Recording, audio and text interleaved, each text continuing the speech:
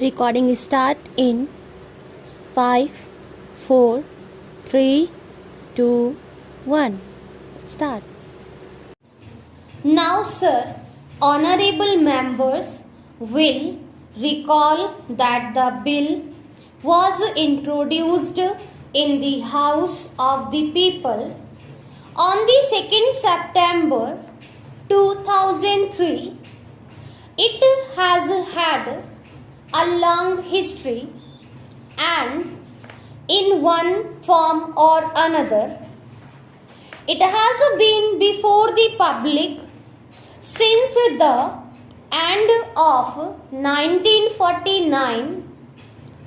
In the statement of objects and reasons, the various stages through which the bill has passed since 1946 have been summarized, and I need not recapitulate on this occasion the circumstances in which the then government of India took the decision in early 1946 to initiate an inquiry into the reform of our company law. I would remind honorable members that between 1946 and 1948, the entire field of company law was carefully reviewed by two distinguished company lawyers who were appointed to recommend the broad lines on which the present act should be revised.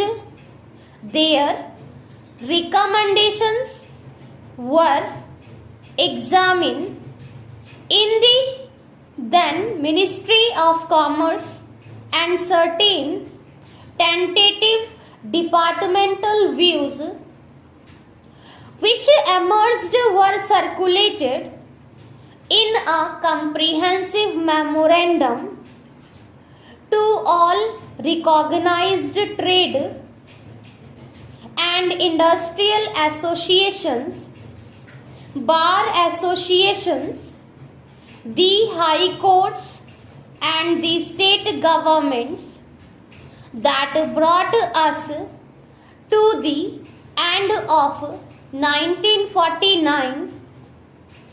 Many representations on this memorandum were duly received from chambers of commerce, trade and industrial associations, state governments and the general public. At the end of 2000, the Government of India appointed a committee under the chairmanship of Shri Bhabha to go into the entire question of the revision of the Companies Act with particular reference to its bearing on the development of trade and industry in this country. This committee examined a large number of witnesses in many parts of the country and submitted its report in March 2002. This report again was circulated to all state governments, chambers of commerce, trade associations, high courts and many other bodies At the same time, a special officer was appointed in the Department of Economic Affairs, Ministry of Finance, to examine the report in the light of the views received from the interested public and to submit proposals to government for the revision of the present act. The bill now before the House is based largely on the recommendations of the Company Law Committee, modified in a few particulars. Honorable members will notice that so far as public relations go, the bill has covered adequate ground in a measure like the company's bill, however, which covers the entire field of the operation of joint stock companies, the limits of consultation and discussion can never be exhausted, and I would like to inform honorable members that although the bill was introduced in Parliament over 7 months ago, our officers have been engaged throughout this period in further studies and informal discussions with the interest concerned, and on occasions I have also participated in such discussions. I have also given some further thought to some of the issues arising out of the bill. I propose at the appropriate stage to bring before the select committee any changes in the provisions of the bill which seem to me to be worthy consideration. In the light of this further examination, now honorable members would have noticed that the bill contains 6 clauses and 12 schedules.